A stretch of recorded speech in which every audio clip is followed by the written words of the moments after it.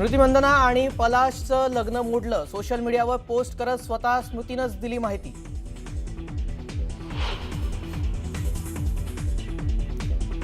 विधिमंडळाच्या हिवाळी अधिवेशनापूर्वी महाविकास आघाडीच्या नेत्यांची बैठक, विरोधी पक्षनेते पद आणि अधिवेशनातल्या इतर मुद्द्यांवर चर्चा।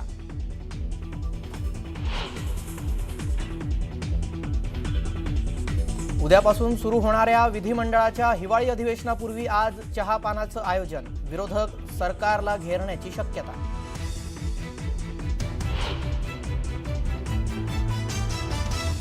गोव्यात नाईट क्लबला भीषण आग, 25 जणांचा होरपळून मृत्यू, सिलेंडर स्फोटानं आग लागल्याचा गोवा पोलिसांचा दावा, सीएम प्रमोद सावंत यांनी दिले चौकशीचे आदेश।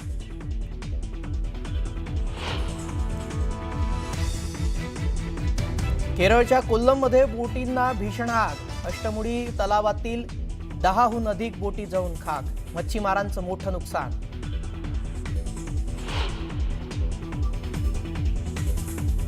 इंडिगोच्या संकटादरम्यान सरकारचा कठोर पवित्रा, शेकडो उड्डाणं रद्द झाल्यानंतर डीजीसीएनं बजावली नोटीस, सीईओवर कारवाईचा उगारणार बडगा।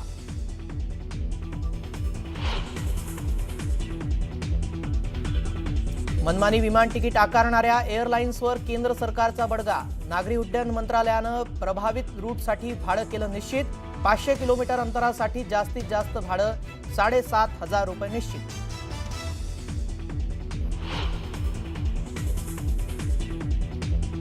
धारावी बचाव आंदोलनासाठी आज जनसभा, आदित्य ठाकरे राहणार सभेला उपस्थित, एकही झोपडी तोडू देणार नसल्याचा इशारा।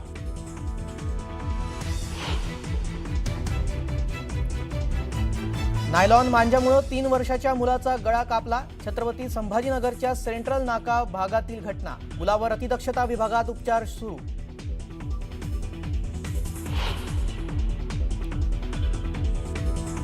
केकमध्ये गुंगीचं औषध देऊन कारमध्ये महिलेवर अत्याचार, ठाणे फॅमिली कोर्टाच्या आवारातील धक्कादायक घटना, 2 आरोपींपैकी एकाला बेड्या तर एक फरार।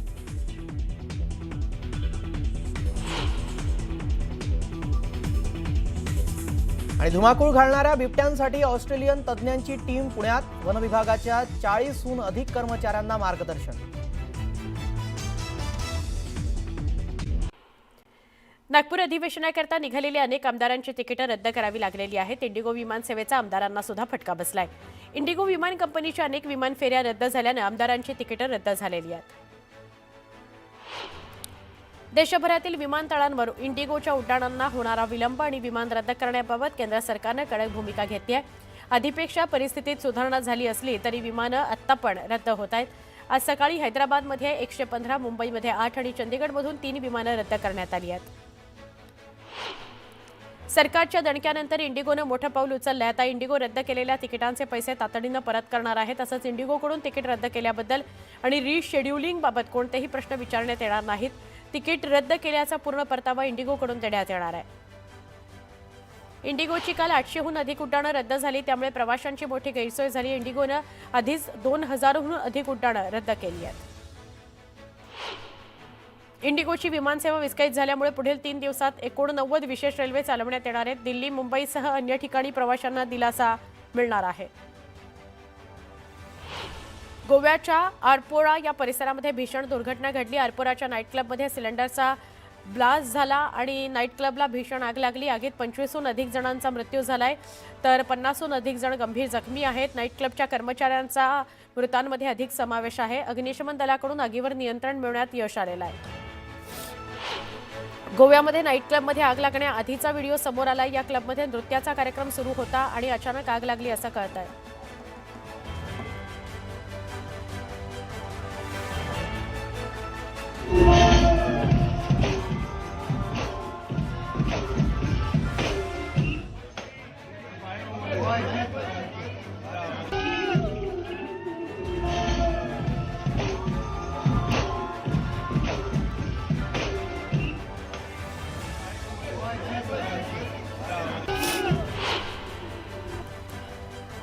बालमृत्यू प्रकरणामध्ये उच्च न्यायालयानं आदेश दिल्यानंतर 3 प्रधान सचिवांनी मेळघाटात जाऊन कुपोषण आणि इतर समस्यांचा प्रत्यक्ष आढावा घेतला।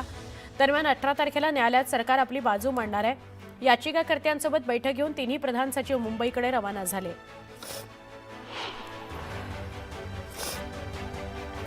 कोट्यवधींच्या निर्मल मल्टीस्टेट क्रेडिट कोऑपरेटिव्ह सोसायटीमधील कथित निधी गैरव्यवहार प्रकरणी विशेष एसआयटी स्थापन करण्याचा आदेश सुप्रीम कोर्टाने दिलाय। या प्रकरणाचा तपास सीबीआयकडे न देता विशेष एसआयटी स्थापन करण्याचा आदेश सरन्यायाधीश सूर्यकांत आणि न्यायमूर्ती जयमोल बागचे यांच्या द्विसदस्यीय खंडपीठाने दिला।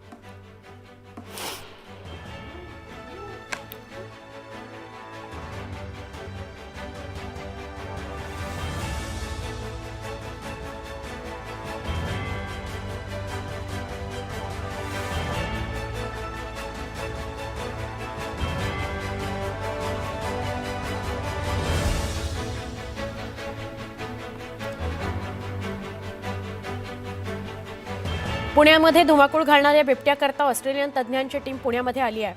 ऑस्ट्रेलियन तज्ज्ञांकडून वनविभागाच्या अधिकाऱ्यांना मार्गदर्शन केलं जाणार आहे। पुण्यातील वनविभागाच्या 40 पेक्षा जास्त अधिकाऱ्यांना ऑस्ट्रेलियातून आलेले वन्यजीव तज्ज्ञ मार्गदर्शन करणार आहेत।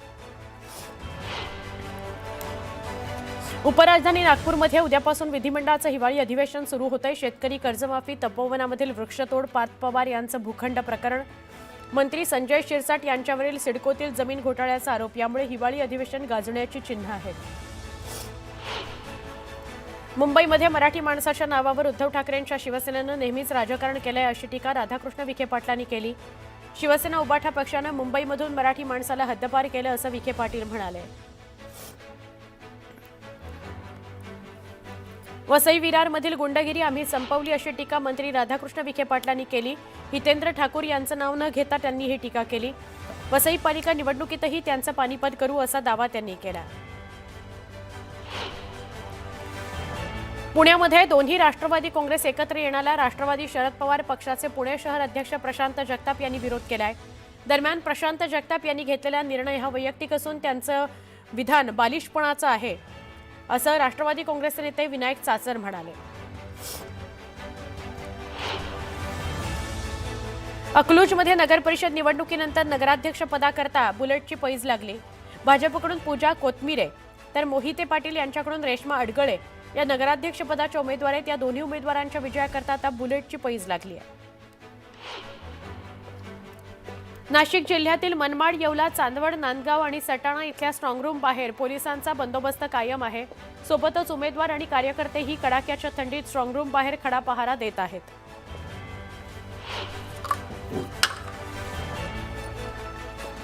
पुढची बातमी नंदुरबारमधून नंदुरबार जिल्ह्यातल्या शहादा पालिकेच्या स्ट्रॉंगरूमचा सील खोलून त्या ठिकाणी नव्यानं सील लावण्यात आल्याचा संशय एका उमेदवारानं व्यक्त केलाय, त्यामुळे मोठा गोंधळ उडाला। शहादा पालिकेच्या मतदान पेट्या या शहाद्यातील टाउन हॉल परिसरामध्ये ठेवण्यात आल्या होत्या। पुढची बातमी आहे जळगावची। जळगावमध्ये जिल्ह्यातील कोणतंही गाव पाण्याअभावी त्रस्त होऊ नये याकरता प्रशासनानं वेळेआधी नियोजन करणं आवश्यक आहे। पाणी व्यवस्थापनामध्ये काटेकोरपणा आणि जबाबदारीनं काम करावं असे निर्देश गुलाबराव पाटलांनी सगळ्या अधिकाऱ्यांना दिले। डोंबिवलीत भाजपनं क्रिकेट स्पर्धेचं आयोजन केलंय। या स्पर्धांमध्ये भाजप प्रदेशाध्यक्ष रवींद्र चव्हाण यांनी चांगलीच फटकेबाजी केली।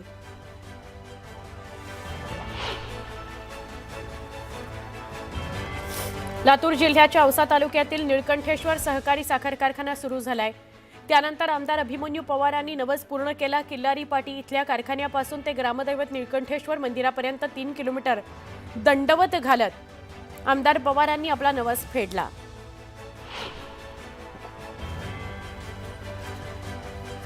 धारावी घाटकोपर सांडपाणी प्रक्रिया प्रकल्पाच्या जलबोगद्याला पर्यावरण मंत्रालयानं मंजुरी दिली आहे, त्यामुळे आता जलबोगद्याच्या बांधकामाला गती मिळणार आहे।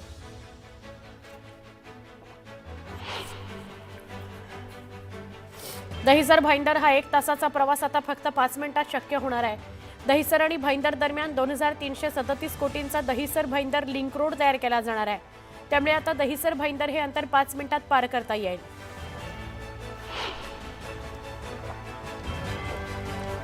चाविंद्रा भिवंडी या रस्त्याची दुरवस्था झाली आहे। अपघातांच्या प्रमाणात त्यामुळे वाढ झाली आहे। वारंवार मागणी करूनही प्रशासन दुर्लक्ष करत आहे। प्रशासनाच्या कार्यक्षमतेवर त्यामुळे प्रश्नचिन्ह निर्माण झालंय। मुंबई पुणे रेल्वे मार्गावर मेगा ब्लॉक घेण्यात आला। देखभाल दुरुस्तीची कामं सुरू असल्यानं हा ब्लॉक घेण्यात आला, त्यामुळे मध्य रेल्वेनं अनेक हायस्पीड एक्सप्रेस आणि इंटरसिटी गाड्या रद्द केलेल्या आहेत। धारावी पुनर्विकास प्रकल्पाकडून गणेशनगर मेघवाडी इथल्या 24 रहिवाशांना घरं रिकामी करण्याची नोटीस बजावण्यात आली। घराच्या बदल्यात घर असं आश्वासन DRPनं दिलं आहे।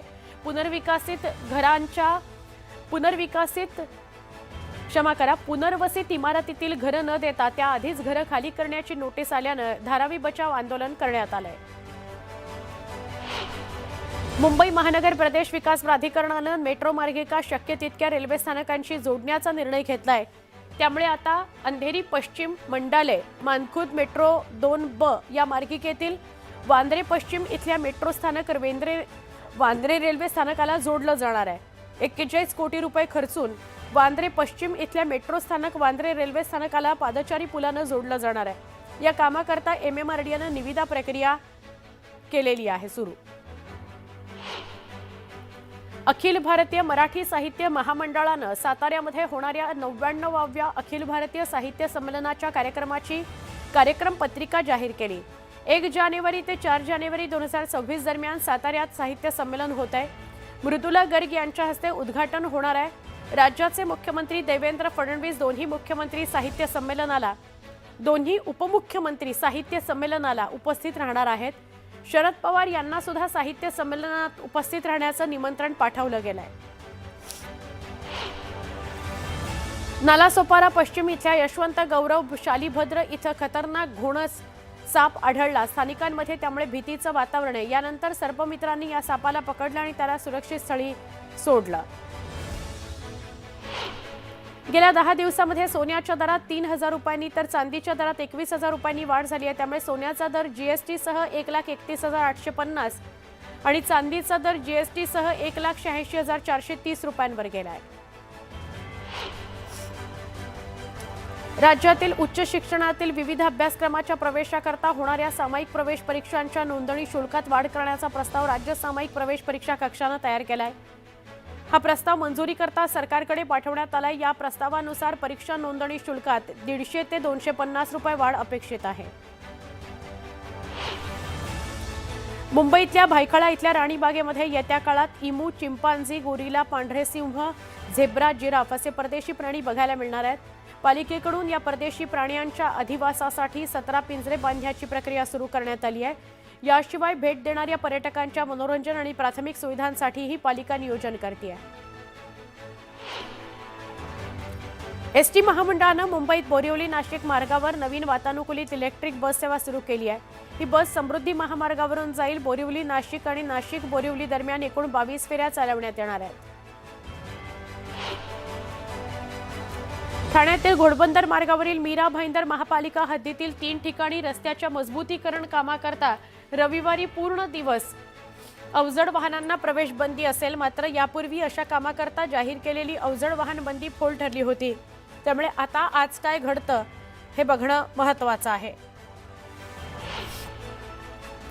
उत्तरेकडून दक्षिणेकडे वाहणाऱ्या शीतलहरींमुळे सोमवारपासूनच मुंबईसह राज्यभरात थंडीचा कडाका वाढणार आहे। मुंबईचं किमान तापमान 13 अंश सेल्सिअस तर राज्यभरातील बहुतांशी शहरांचं किमान तापमान 6 अंश सेल्सिअस नोंदवण्यात येईल अशी शक्यता हवामान अभ्यासकांनी वर्तवली आहे। चंद्रपूर जिल्ह्यातील कोरपना तालुक्यातल्या कुसुंबी बांबेझरी इथं असलेल्या माणिकगड सिमेंट कंपनीच्या चुनखडी खाण प्रकल्पाचं काम आदिवासी शेतकऱ्यांनी बंद पाडलं। शेतजमिनीचा मोबदला मिळत नसल्याने शेतकरी आक्रमक झाले। टीईटीची सक्तीच्या विरोधात छत्रपती संभाजीनगरमधील 6,272 शिक्षकांनी शाळाबंद आंदोलनात सहभाग घेतला। टीईटी सक्ती आणि इतर प्रलंबित मागण्यांकरता शिक्षक आक्रमक झाले। जुनी पेन्शन टीईटी सक्तीचा निर्णय मागे घेण्याच्या मागणीकरता शिक्षक उद्या आझाद मैदानात आंदोलन करणार आहेत। महाराष्ट्र राज्य आदर्श शिक्षक समितीकडून आंदोलनाची हाक देण्यात आली।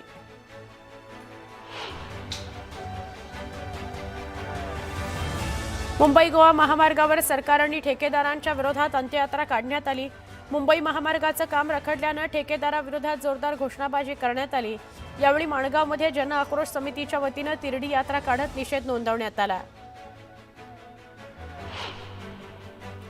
गेल्या काही दिवसांपासून राज्यात आरक्षणाचा मुद्दा तापला असतानाच आता भाषेचा मुद्दा समोर आलाय। छत्रपती संभाजीनगर शहरातील रेल्वे स्थानकाच्या बोर्डावर लिहिण्यात आलेलं नाव उर्दूमध्ये नसल्यानं काही संघटनांनी आक्षेप घेतला. उद्या रेल्वे स्थानकावर रेल रोको आंदोलन करण्याचा इशारा देण्यात आलाय. भंडारा जिल्ह्याच्या तुमसर इथल्या सुभाषचंद्र बोस शासकीय उपजिल्हा रुग्णालयाची अवस्था बिकट झाली आहे. गेल्या 2 वर्षांपासून दंत तपासणी बंद आहे, त्यामुळे दंत रुग्णांना उपचार मिळत नाहीत. दंत शल्य चिकित्सक आणि इतर कर्मचारी कार्यरत असतानाही दंतसेवा बंद असल्यानं नागरिकांनी नाराजी नोंदवली. हिंगोलीच्या वरुड समंद पुसेगाव नरसी या भागात कापूस वेचणीला आलाय, पण मजूरच मिळत नाहीयेत, त्यामुळे कापूस वेचणी रखडली आहे. एकीकडे मजूर मिळत नाहीत, दुसरीकडे मजुरीत वाढ झाल्यानं शेतकरी आर्थिक संकटात सापडलाय. बातमी पुढची भंडाऱ्याची. भंडाऱ्यामध्ये रब्बी हंगामात मका पिकाचं क्षेत्र वाढलंय. सिंचन सुविधांचा अभाव असल्यानं कमी पाण्यात येणाऱ्या मका पिकाला शेतकऱ्यांनी पसंती दिली. 50% शेतकऱ्यांनी मक्याची लागवड केलेली आहे.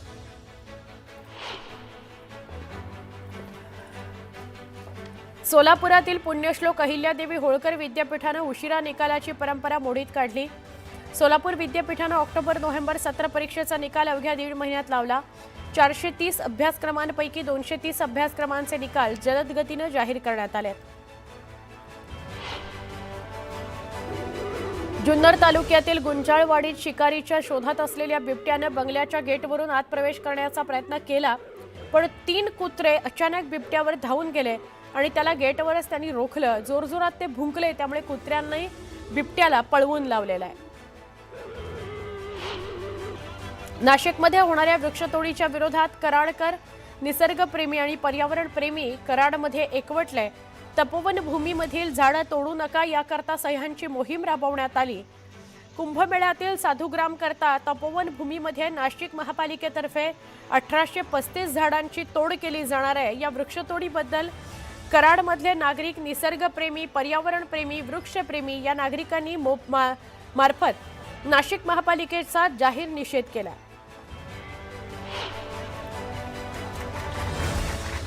देहू रोडच्या किवळे रावेत या परिसरातील वाढत्या नागरीकरणाच्या पार्श्वभूमीवर चंद्रभागा कॉर्नर इथं नवीन पोस्ट ऑफिस सुरू करण्यात आलंय. चिंचवडचे आमदार शंकर जगताप यांच्या हस्ते डाकघराचं उद्घाटन झालं. नागरिकांसाठी आधुनिक डिजिटल सुविधांबरोबरच पोस्टमॅनची उणीव भरून काढणारी ही महत्त्वाची सुविधा आहे. नांदेडमध्ये नाफेडच्या वतीनं सोयाबीनची खरेदी केंद्र 5 डिसेंबरपासून सुरू झालेली आहेत. या केंद्रावर सोयाबीनला प्रति क्विंटल 5328 रुपये असा चांगला दर मिळतोय. चांगला दर मिळत असल्यानं शेतकऱ्यांनी समाधान व्यक्त केलं.